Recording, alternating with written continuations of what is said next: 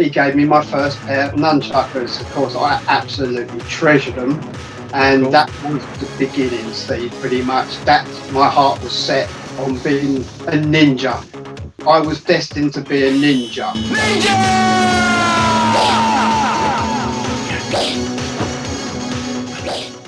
Hello, welcome to Ultimate Fight Clan. Today I've got a guest with me, Spencer. Two guests with me. Apologies there, Katie. In that case, I'll do ladies before gents. I've got Katie and Spencer.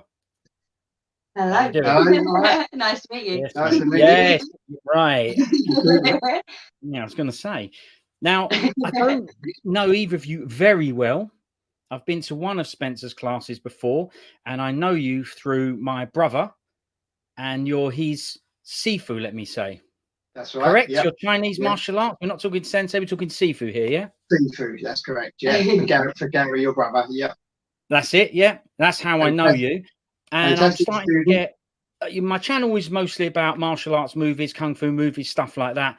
But I want to get on martial artists as well to chat about their journey. Hence why I invited you on. So first of all, thanks very much for accepting the invite and coming on. I appreciate it. Thanks to both of you. Thank you for having us. Let's start in the most obvious place. Let's start with your interest in martial arts, why and when it started. Okay. Long time ago, because I'm just approaching my 50th birthday in a few months.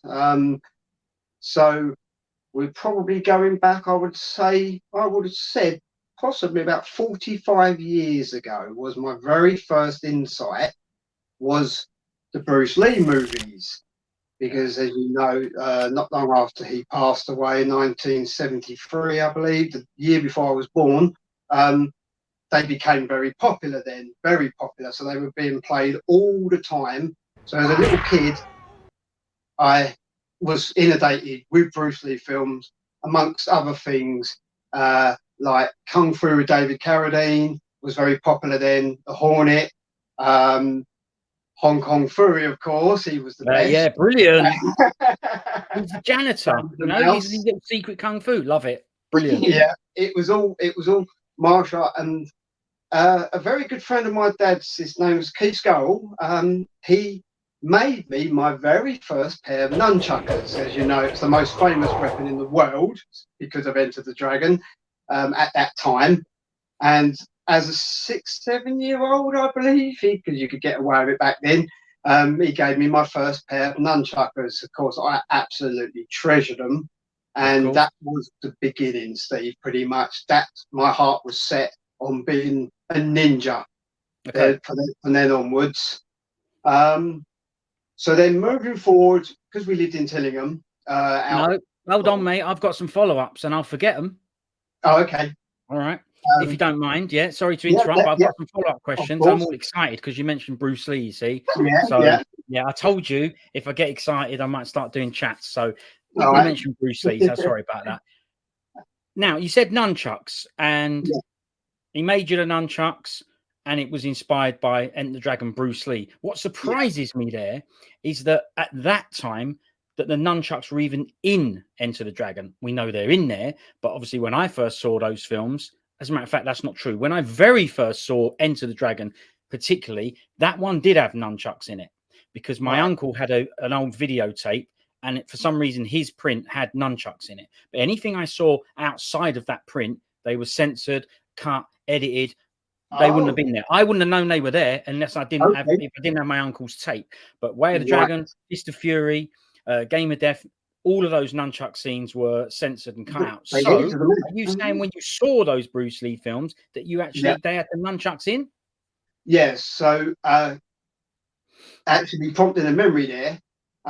My grandfather had a car business, just a little deviation there, and he met a lot of dealers having a car business. So he got himself a handful of the very first Betamax video machines and VHSs. So felt quite good actually, because we was one of the very first families in them days to have a VHS. So I do believe it's the same friend of my dad's that gave me the nunchuckers that had the video recording, video cassettes or Betamax recordings, can't remember, of them said films. So it would have been on the television. Now you say that, Steve, it would have probably been on the video cassettes that I see it. So it would have had the nunchucker scenes, you say? Yeah, too young for cinema release, I would have thought, because yes, I missed all that. As you say, we missed it. I mean, they've repeated the films and played them recently because it's, anniversaries of them and stuff. But yeah, obviously I was too young to see them at the time, and so were you. So yours was on videotape. Would have been videotape, and if you say televised, would have been edited. So they would have been the VHS. 100%. We had a lot of videos. Yeah. Yeah, and those not necessarily those videos, but typically videotapes of Bruce Lee films, obviously official releases, were BBFC and now have been cut. So you might have had a dodgy one as well, like I had. But that was not me, it's my uncle's tape. It's my uncle's. Yeah. But that one had it. But all the other prints I got afterwards of any other film, no nunchucks. And it weren't until I went, there was a bloke in Chinatown in a small little shop, and I noticed he had some Jackie Chan films up. And I went in there to have a chat with him about those films. And he said to me on the old sly, the under-the-counter business, he said, "What about Bruce Lee and all that? I can get uncut versions." And I said, "What do you mean uncut?" Yeah. And he said, "Like Way of the Dragon. Have you seen Way of the Dragon?" I said, "I've seen Way of the Dragon." And he said, "In the fight out in the alleyway with the double nunchucks." And I went, "Mine ain't got no double nunchucks." So I went up to his house afterwards. I mean, I was with Gary, I was with my brother. He's older than me, so he was looking after me, even though he was only a kid as well. So my mum never would have let us do this, but we're all good. And I still know the fella now, is the truth. Took us up to his house, little flat, and he showed me a German subtitled print. Maybe it was Dutch, but it was a European print of Way of the Dragon, not the best qual, and it had double nunchucks. And I thought, oh my God. And I'd been watching martial arts films for years at that point, but that sort of made me go, okay, I think there's a whole new thing I need to uncover here. Yeah. And as annoying as it was actually exciting. Yeah.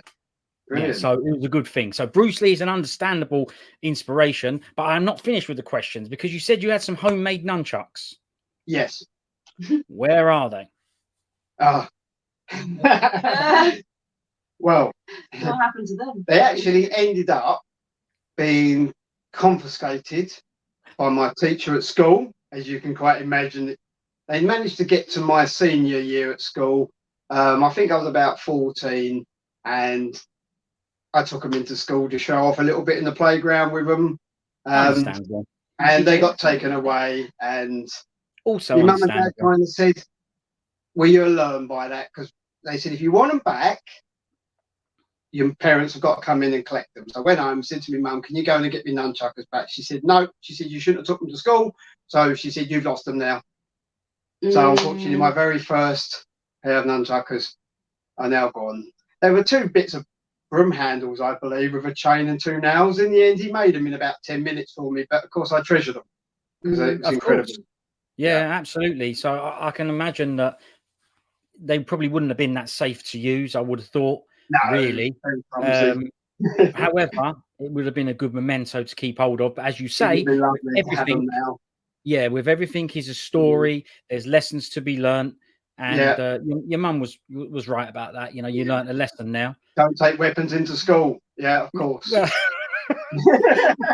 No one knew what they were because he was all censored and cut. No one had ever seen them before. Don't forget, originally, I believe, I'm not 100% because I'm no connoisseur on it, but I think they were a farmer's weapon to start with. They're not actually. That's what I've read, yeah.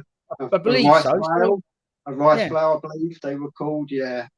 I suppose if you were going in swinging them around and there was no fields to, no crops to work, then, people knew you had other ideas, Bruce Lee inspiration. That's why there's a very, it's not always the way, but that's a very understandable and typical story. That guy had a massive influence and impact on many, many people and still does to this day. So, good to hear he did you as well. So that was the start. That got you interested in martial arts and pursuing that. Did you then start martial arts? Right, so like I say, we was in Tillingham, Steve, so there was very few. All you had then really was nearby. The nearest ones for us, I believe, was probably about 15, 20 miles away, was the very few karate and judo clubs. That was all there was available. I used to get Martial Art Illustrated magazine every month. Yes. There were clubs with names on it, kung fu names, different martial art names that sounded awesome to me, but there wasn't a single club, believe it or not, outside London was our nearest No, one. I remember those days. Luckily, I lived in London, so there was a lot available. I started traveling to central London. There was nothing in my area, but I was not far from London. So exactly, a little train ride, but for us, it was out the question. So it weren't until we moved to Burnham-On-Crouch, bigger town, which was, I believe, I was about 8, just coming up 9 years old, that I joined a local judo club. That judo, okay, that was the first martial art you studied, judo. That I actually physically studied, that's right. Yeah, okay, you did the homemade nunchucks at home and all that. I get it. Yeah, a few lessons from my Uncle Keith, but I just messed it more often than not. Just hit myself on the head with them, and got fed up hurting myself with them, and they went away. But yeah, the first lesson, first training I ever had in martial arts professionally was judo. Like most people, funny enough, isn't it? They all do judo first for some reason. Well, it always tends to be certainly a Japanese martial art. That was much more commonly widespread martial art to pick up on. More opportunity, I suppose, isn't it? Like I say, there's a lot more towns that offer judo and karate, but a lot less that offered things like aikido, jiu-jitsu, kung fu, etc. It was a lot rarer. Like I say, for me, it was London, traveling into London to get it, which was 50 miles away. It was out of the question at my age. So judo was my first one. How old was you? I'd say 9 years old, 8 to 9 years old when I started judo. Oh, I mean, was perfectly understandable then why you couldn't travel anywhere apart from, around your local area. You was only 9. Too late. We would have been getting home till 1 o'clock in the morning. It would have been no good, not at my age. So, no, of course not. And parents, did they fully support this? Yeah, absolutely. They were glad that I was doing something sensible for a change, not rebellious. I was a bit rebellious, not naughty, but rebellious. So they'd see it as a positive thing, getting into something. Yes, they always backed me with it. Always, financially, emotionally, physically, they always backed me with it. And this is something that I want to go from there. What you learned I know you was only young, but try and cast your mind back to what things you picked up even at that young age by going to martial arts. What did that do for your ethics, your moral standing? Did it have any impact on you? Because I don't know, some clubs are good, some clubs are bad, some teachers are brilliant, some ain't. What was your experience at that age? What did you get from going, apart from wanting to be like Bruce Lee? What did you get anything? Did it teach you stuff apart from martial arts, of course, or how to throw people? Definitely. One of the earliest memories I have is I had the utmost respect. Like I say, I could be rebellious. I was boisterous, overactive, cheeky quite a lot. Not rude, not brought up like that, but very cheeky. Sometimes a little bit mouthy. More with my family than certainly not with strangers, because like I said, I wasn't brought up like that. I was very polite outside, but with the family I could get mouthy. And I remember that a very early stage that I had like a profound respect, and it's kind of like I already started to feel the discipline of the martial arts and how it made you appreciate what this person was doing for you, rather than just being maybe I don't see how other people see this because I've never been in that position, but people may see a rugby coach or football coach in a different light. They might see him just as a coach or a trainer, but I respected him. I started learning respect very early, and when just jumping forward just a little bit, I remember in karate, if I misbehaved and I was given push-ups or made to stand in the corner, I appreciated that, Steve. I don't know why, but I appreciated that. And when I used to see it happen to the other kids, I'd think, yeah, that'll learn ya. It'd be like, you do as you're told in here. You listen in here. And I'd already started learning that. The reason I find it interesting is at that particular age, 9 years old, you wasn't even at your terrible teens, and you were still already terrible. Your words, said terrible. But you were already, you know, like you say, a little bit rebellious. And I'm guessing that had a PE teacher or so and so told you to do some press ups or stand in the corner, you probably would have got the ump. But you didn't from your judo sensei. I would have hated him for it. In front of the class. That is. What do you think the reason is? Why do you? I suppose because the school. I mean, I guess I can answer it myself. I want you to answer. I've brought you on here, but you know, my guess is that school you don't want to do it and this, that, and the other. But you chose to go to that judo, and if you're gonna go, rather than you wasn't even sent there, right? You chose to go. Yeah, so you had respect because it's something you wanted to do. You wanted to achieve a passion. I see something that I in a form at a young age. Yeah. I love the martial arts. I was beginning to love the martial arts, and I thought, wow, this is something I could become a big part of, or it become a big part of me. So therefore, I respected it. Going to school, I didn't want to be at school like most kids my age back then. No, rubbish. So I didn't respect school. Wish I had. Like where parents say you're going to regret it when you get older, but we live and learn, Steve. Well, it's a difficult one. It's your brain and the way you think and feel about things at that age, and also I don't think school does the greatest job of getting you engaged in stuff. Personally, there's not enough tentacles to it. You've just got to be an academic, and that's it. We had a tiny bit of physical stuff, as you know, as a little bit. You know, I had a PE class, which was crap.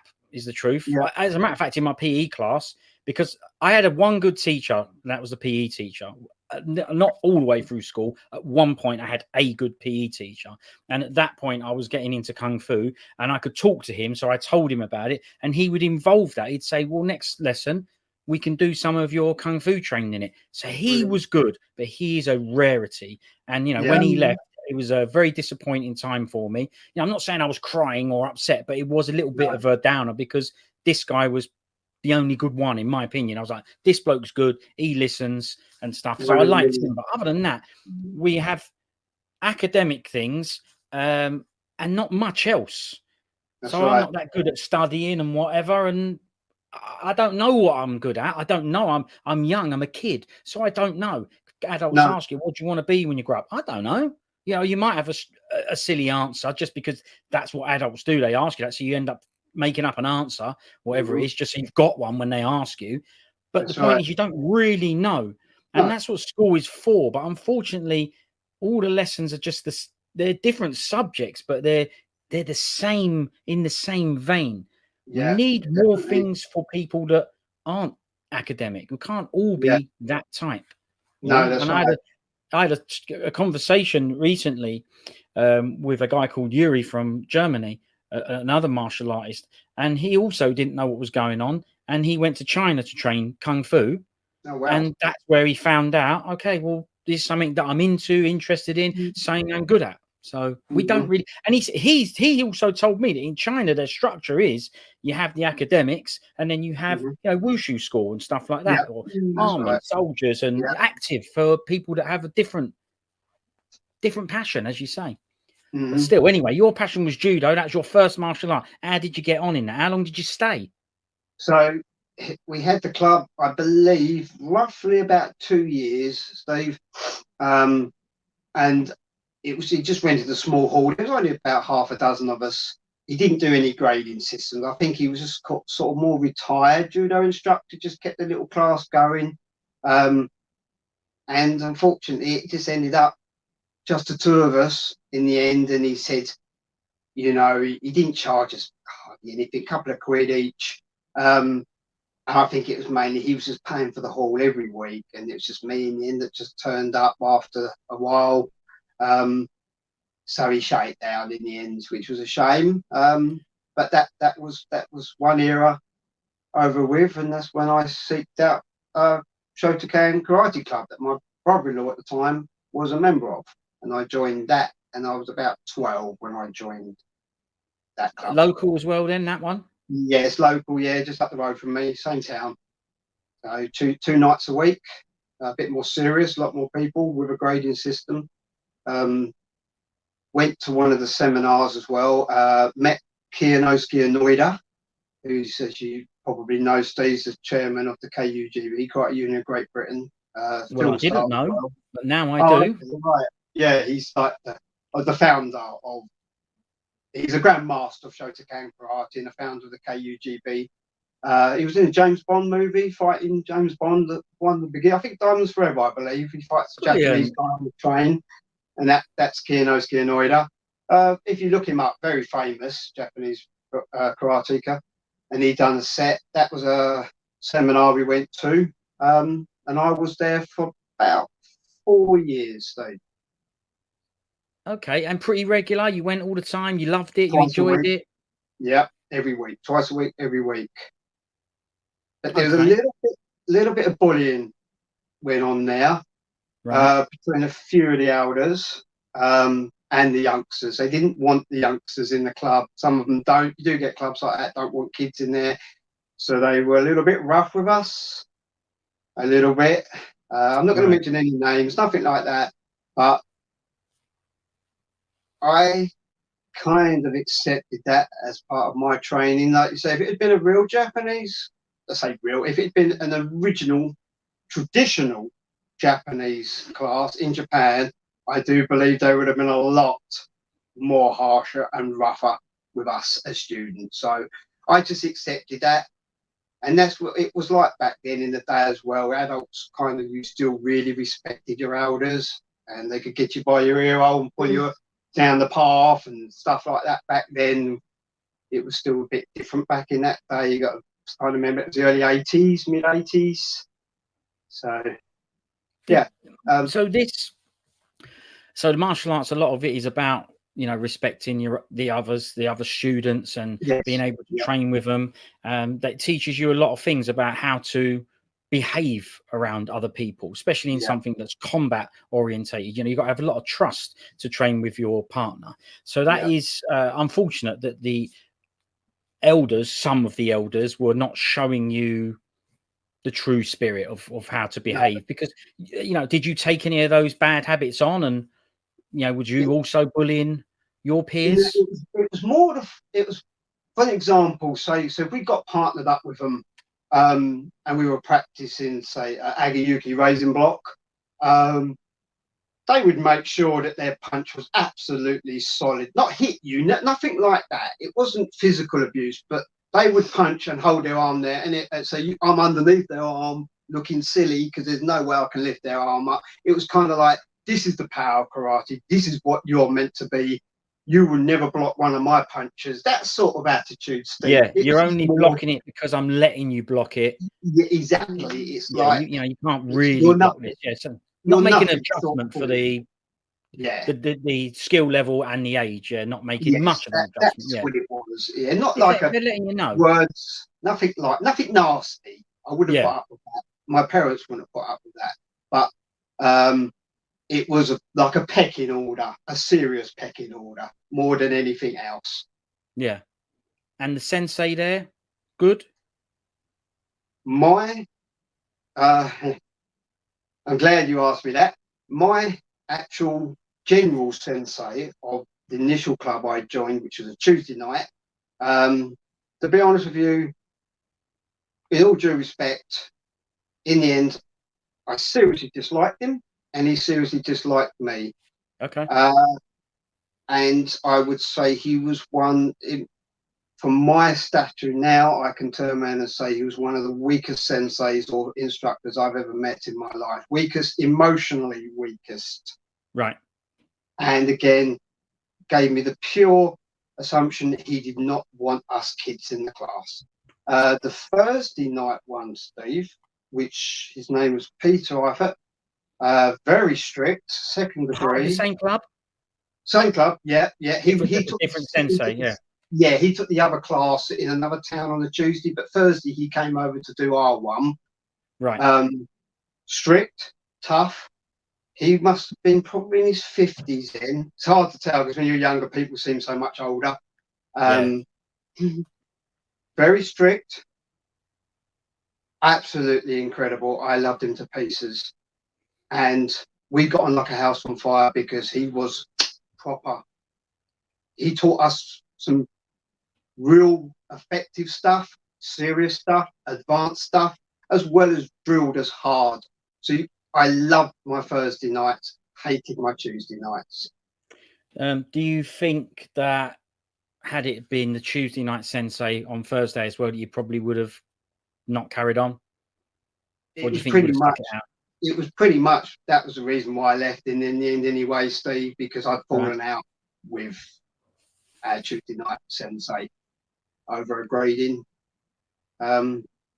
So I left, decided to leave then. I thought, okay, forget it. You don't want me here. It was the impression I got, Steve. You don't want me here. I thought, if you don't want me here, I won't be here. So yeah, that's it. If that's exactly right. If he can't appreciate, you know, the fact that you turn up there and you're a dedicated student, then more for him really, because let's face it, you know, you're still doing martial arts now, and that was, how long was that one for, the karate? So that was for about 4 years. So I believe I started about 12-ish, and so what was I, 16 when I left. Pretty much, yeah. It was my last year at school that I'd left. Got to green belt. Sensei at the time messed up my next grading, which I trained exceptionally hard for, but he didn't get my license off me and didn't take it in, and he wouldn't do it on the day. He just refused to do it on the day. I said it wouldn't be a problem. I knew it wouldn't be a problem. Obviously then I didn't. Now I knew it wouldn't have been a problem, but he refused to take it in on the day, and he said, no, he said, we don't do it like that. So I was like, do you know what? Forget it. You don't want me here. You don't want me. Forget it. And I left. So I pretty much left then. Karate, Shotokan karate, at about 16 years old. All right. Okay. Well, what was next? Right. So a year earlier, is Katie hasn't come along yet in this scenario? No, still young. All right. Was born in, was you? I was born in 1991. Oh, she wasn't born yet. Okay, all right. Yeah. Okay. So yeah, a year earlier, when I was about 15, a friend of the family's, very good friend of the family's, Donna Woodley, her name was, her husband was dealing in Koi Cup. So he was a big dealer in Koi Cup at the time. So he had many visits to Japan. While he was over there, he got involved in a big Koi Cup dealer, Mr. Matsuno, and he asked Steve if his son, Jin Matsuno, could come and stay in the UK for 1 year as part of his study. He was about 17 years, about 17. So part of his college study, a year in the UK, to learn the language, academic, etc. And they agreed to it. So he came over, and the part that I used to knock around with over the back near my house was where Donna lived. So that's where Jin was staying. So I met Jin very quickly, and then realised my mum had told me about him. Said you might want to get to know him, because he'd been studying karate and ninjutsu for most of his life. Blimey, okay, yeah. And just as I merged over from judo into karate, that's when I discovered Shokosugi, I believe you pronounce it. Oh, the actor Shokosugi, yeah. And all his ninja films. Yeah. So I no longer wanted to be Bruce Lee anymore whatsoever. I was destined to be a ninja. So when the school did this other kid tell you about Shokosugi? I'd met him by there at that point. Okay, you found that out on your own, yeah. Yeah, found that out about 13 years old. Got into ninja films. So then, like you said, going back to when the teacher asked me what I wanted to be when I left school, the answer was always I was going to be a ninja. Yeah. I don't know if there's any avenue for ninjas in the modern world, really. I mean, there probably is, but you know, maybe a thing in martial art films or something. There could have probably been some sort of channel. Yeah. So that was it. Everything about my whole entire life, it existed around the word ninja. Everything, absolutely everything. Books, weapons, posters, bed sheets, pajamas, you name it. Ninja. It was Brilliant. ninja. Again, the only martial art I could study that was close enough for me to get to realistically was Shotokan karate. Japanese, however, so still close. And then Jin took it upon himself for the best part of a year, kind of semi sort of serious and play at the same time, to teach me everything he knew about ninjutsu. Or pretty much, yeah.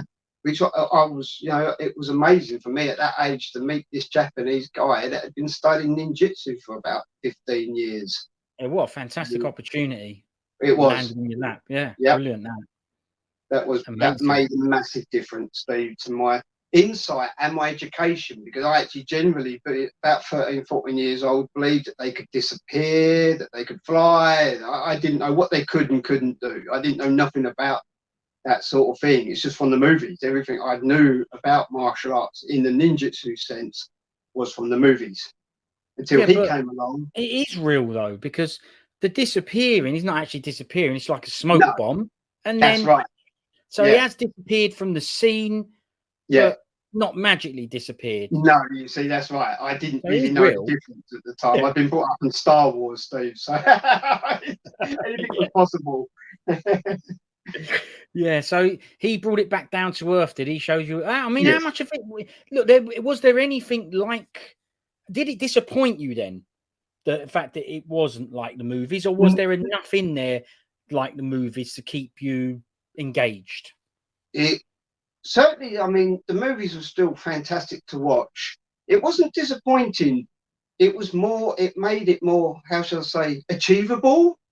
Because when I used to see him backflip over a house, I think, I'm never going to be able to jump that high.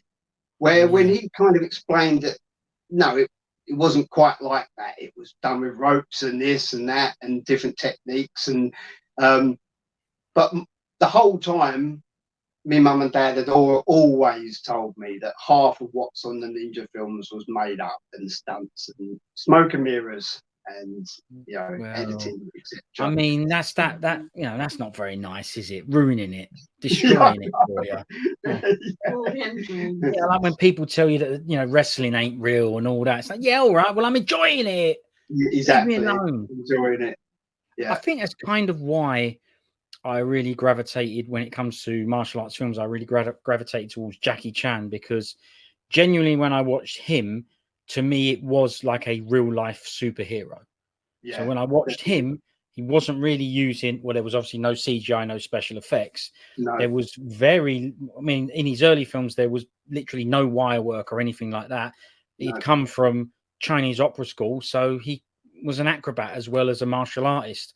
So a lot of the stuff you were seeing was real, if you like. And he was a stuntman as well. So he was doing a lot of the stunts himself and all that. And I just thought, this is a true, I was fascinated by it because I couldn't believe that a human was doing this stuff. And at the time, of my cousin, he was into shogosugi. So I was aware of that stuff as well, but I was already fully entrenched in traditional kung fu films. Mm-hmm. So I'd look at shogosugi and Van Damme, and I would see a different form of entertainment. One to me was real, even though it's not real and it's still entertainment, but one to me had real stuff in it, and the other one was just slow and just not the same thing. But so I was a bit, I don't know, I just viewed it differently then. When I grew a bit older and I grew up a bit and stopped being, I don't know, snooty about it, I then could see the Van Damme films and enjoy them for what they were. But at the time, as a kid, I'd go into school and have someone tell me that they've just watched whatever it is, Bloodsport, and it's the best film ever. And I go, well, I've just watched Police Story with Jackie Chan, and Bloodsport's crap. That's what I'd be thinking. But I was a kid. And now I respect it and see it for what it is, and I like Van Damme. But as a kid, to me, I had better. So I was like, rubbish in comparison. Yeah, that's right. But my cousin bought tabby boots and everything. Yeah, he went mad with it as well. Yeah. Yeah, it's fair enough, isn't it? It's fair enough. Yeah, of course. Yeah, I mean, like you say about the films, all of a sudden I wasn't interested in Bruce Lee because he couldn't do what these ninjas could do. That's and it. It was the magic of the ninjas. It was because I kind of, like I say, from the Star Wars, early Lord of the Rings, fantasy films, that era of when I was bringing back, that is, you could kind of almost see it, Steve, that's when they started very early at stages of a form of sort of, not so much CGI, but no one was no longer doing like authentic physical stunts so much anymore. They started using a lot more trickery and imaging enhancing and stuff like that, and editing. As you know, computers were getting better, so these films are starting to look a lot more realistic and a lot more there was a lot more going on in them, and as you say, for Jackie Chan, for him to achieve that same effect using real live action, I mean, you know, as well as anyone who ever followed him, I mean, how many times did he nearly kill himself genuinely nearly killed himself doing stuff like that? Yeah. To get that same effect. Yeah. Broke his back, didn't he, Steve? Is that right? I don't know if he's broke his back. The biggest injury, the one where he actually did almost die, was in Armour of God, where he jumped from a wall. There was 2 walls and a gap, and there was a tree in between. He'd already made the jump, and he wasn't happy with the way it looked, so he did it again. But the second time, the branch broke, and he hit down and cracked his head. That was the most serious one. You know, he's broken most bones in his body, but that one was serious. You know, still got a hole in his head and all that, but that was a serious one. Yeah. That's right. I mean, and I don't know, but how many bones has Shoka Suiji broken filming? Well, I mean, I don't know. Probably none, right? But exactly, that's what I would have thought. Yeah. However, Shoga Sugi, I have an appreciation for because he viewed it differently. He took his martial arts. He could have stayed in Japan. I mean, he's a genuine martial artist. Yeah. He's totally real martial arts. Yeah. But he understood the thing he was getting into. I'm going to make American style ninja movies. And once I learned that about him, I went, you know what? He's brilliant because he understood what was going on. Very clever man. Yeah, exactly. Yeah. He just went with it, rolled with it, and said, yeah, I'm going to do this style. And look how popular it was. So, yeah, brilliant.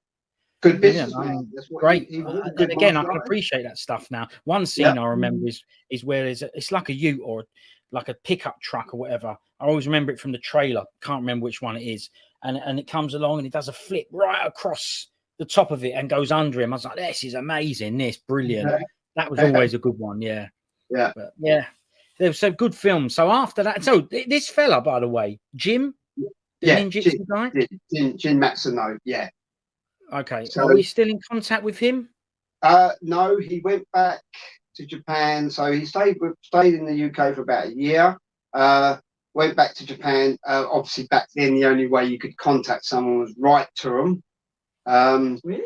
Yeah. Well, there was no. Well, I wouldn't have been allowed to. You wouldn't know, Katie. You're too young. We had pens and paper. I don't think my mum would have appreciated a 10 minutes Sunday afternoon, wasn't it? Cheap time call to Japan, Tokyo. Oh yeah, forget it. Crazy. That would have been about 60 quid in today's money, I think. Gosh. Yeah, you had to go through operators and all sorts, and so. Wow. And academically, I was okay, but I certainly wasn't really into writing, Steve. So that kind of was really the end of our relationship. Although he promised me that once I achieved my black belt, this was in karate at the time, if I sent it to him, he would have it sort of gold embossed in Japanese, my name. So I have recently tried to find him on Facebook and stuff. It's a very hard thing. Yeah, I wouldn't even know what he looked like, Steve, or where he lived. I understand that, but I'm glad to hear that you've tried. But this is a little challenge. I think it'd be brilliant to get in contact with him. Yes. Let him know how you've got on. See if he's still if he's still interested in martial arts, that'd be brilliant if you could find him. I'm not sure how. I've got a friend. Well, I think I could seek him out through. I know the guy that was very good friends and a kind of a business associate to his father. I still know him. He's local. I could just pop in one day and say, Steve, I'd like to get hold of Jim. Have you got any details? He must have some details. He certainly would still know how to get hold of his father. Yeah. So got to do it. So. I mean, think about it. If you managed to get in contact with him and let him know the stuff you'd done and how far you've gone with the martial arts and what he meant to you, because these are things I don't know how you was at that age, but you can't express yourself like you can now. No. So it'd be brilliant to let him know. I mean, you've kind of told me what this kid meant to you and what he gave to you and how much he inspired you. Wouldn't it be nice to let him know? Yes, it definitely. Yeah. I think he would be very interested, intrigued, and very pleased to hear about that. I continued following it. Yeah, who wouldn't, right? Who wouldn't? Right. You're asking after him, asking how he is, letting him know that he continued on with martial arts, and he was inspired by what he taught you. So that's a little challenge for you. I can definitely get his father's details off of Steve, so it's not something I couldn't. I could just email or text message Steve, and he would just. Maybe not give the details direct to me, but maybe pass my details on to Jim. That's brilliant. The proper way to do it. And then Jim hopefully will contact me at some point. It's easy nowadays, isn't it? Very easy to lose contact with people back then. Yeah. Very, very easy to lose contact with them. Yeah. Okay, so we are at Judo, Shotokan. And then after the Shotokan, we on to the ninjutsu, are we? Yeah, it was pretty much the last year and a half that I was at karate that I met Jin, that we studied. He joined the karate club instantly and we trained together. And afterwards, it was the first night I met him walking home. He said, I was talking to him about ninjutsu and he said he studied that most of his life. And he said, do you want to do a bit of after club karate training in the evenings for half hour, because he just lived across the road from me, so my mum and dad didn't mind, and that's how we both got involved with each other. And then he would just spend time, as well as us playing games, and he'd take me out and stuff, but we would spend time teaching me some skills. It wasn't like proper lessons, Steve, but some skills and insight, more than anything, insight and knowledge about the way of the ninja. I was studying it myself. He taught me a bit of kendo. He taught me how to use the shuriken, blowgun, various other techniques, sort of like I was studying secrets of invisibility as well, telling you how to move, how to sidestep and how to crawl, etc. We used to practice some climbing in the trees. I had some climbing claws, ninja climbing claws. They weren't very good though. They didn't really stick in the tree. Yeah, I know them from the films. Yeah. So I don't know. Can't put too much trust in them. No, not really. They must have different sorts of trees in Japan. I think the old British oak. It was just like a good technique he showed me. You put a harness. We used a piece of rope round the tree. You tied it to both ankles, just tight enough so that you gripped your foot onto the tree. Then you pulled yourself up, release the loop, move the loop up, and then it would pull your feet into the tree. That was fantastic. You could climb a 1,000-foot tree like that until you get to a branch, and then of course you've got to get it off and put it above. Yeah, of course. Yeah. But did your mum and dad know you were climbing trees? No. Well, dangerous one. By then, I think I was on my maybe 4th or 5th broken bone, so they knew I was quite adventurous. So the first main adventure was messing around chatting to my sister out my upstairs bedroom window at 7 years old, and I fell out my upstairs bedroom window head first, stuck my arm out as I fell, snapped my wrist and shattered my elbow joint. Had to have steel pins in it. Nearly broke my neck. The doctor said because I had bruising on my forehead, and he said if I hadn't stuck my arm out and I'd have just gone down like any other. He said I was surprised I did stick my arm out. instinct. He said the bruising on my head showed that after my arm broke, my head hit the ground. So he said I would have hit the ground head first. He said I would have snapped my neck, and that would have been the end of it. Yeah. You took some of the force away. Most of the force, through my whole arm, and that's what shattered the elbow joint. I was ambidextrous up to that point at school because the teachers used to always moan at me to stop. When my right hand used to ache, I used to carry on writing my left. So that ached, and I'd carry on writing my right. So that being in plaster for a couple of months meant I carried on at school with my left hand. So that then made me become left-handed. Left-handed in martial arts as well. Did the left hand become your rear, your cross? It's not so much a natural, like I say, because I think I was naturally left and right-brained. Because sometimes I wouldn't react automatically with the left, not always. And there's certain things. So I eat the same as a right-handed person. Sometimes I can throw a ball better in my right hand, but I can't write at all with my right hand anymore, not anything. And again, I use the spanners. I may hold the drill in the right hand, but then I may do the nut up and the nut and bolt with my left hand. So I believe I'm still ambidextrous with most things. Generally fighting stance. As a youngster, I had a few punch-ups at school, and not serious, just kid stuff. Yeah. But I broke this thumb and I broke both these knuckles. So I would say I was in a martial art form. I'm more left-handed than I am right-handed. Is that what they call that? Southpaw, is it, Steve? Left-handed? Correct. Yeah. Orthodox is right-handed. Yeah. Southpaw. Yeah. It's the other one. Yeah. So okay. But you can probably fight from either lead, I should think, maybe. Yes. Yeah, I think so. Yeah. Yeah. Not an easy thing to cope with. No, it's not. No, it definitely isn't. Yeah. As soon as you switch leads and try something, it all goes out the window a little bit, doesn't it? Yeah. It's why you should do it. You know, there's no left and right lead in a street fight. That's what my teacher always said. Right. Yeah. People would come in and he would get them to switch stance and go, right, you need to do the same thing, right lead. And they would go, yeah, but I'm right-handed. And some people would say that and they'd go, so what? I don't care. There's no left and right lead in the street. It's whatever. Not in martial arts. No. Yes, you have to do both if possible. Yeah. It's tricky. It depends. So I'm right-handed, and there's a lot of things that feel comfortable that way. But then sometimes if I go southpaw, I go, well, this feels rubbish now, but this one feels good. It just depends on the move. That's weird. Yeah, you're left-handed as well, Katie, aren't you? I am left-handed. Yeah. So we're two lefties.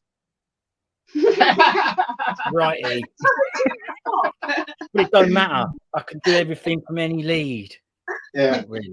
That's an idea. Hold on. Well, hang on. We might as well use that to finish this episode because we've got to a certain stage now, and we've finished on karate and ninjutsu. Yeah. Right. So we'll leave that one there, knowing where we've got to, because it's come to a bit of a gap. Yeah. Well, I didn't do anything really until my mid-20s. Okay. So that's good. So there's a bit of a gap in my life where I kind of got into work, got into girls, got into cars, martial arts, and then once I'd settled down with a partner, I started my family. That's when I then thought we moved to a town, and there was a kung fu club just around the corner. So that's save that for the next episode, because that will be the next chapter. So thanks to both of you. You're welcome. Spencer, Katie, appreciate it. Thank you very much for coming on. We'll get you back on for another episode to continue the story of your martial arts journey. But there's a hell of a lot there to digest. I've got a bucket load of questions, but you probably figured out already I could go on for ages. So I'm going to be good. Brilliant. And, good fun. Tie this one up and continue. So thanks very much for coming on, both of you. Thank you very much. And I'll see you for the next episode. Thanks very much. Thank you, Steve. All right. See you later. Bye. Cheers. Bye-bye. When the teacher asked me what I wanted to be when I left school, the answer was always I was going to be a ninja.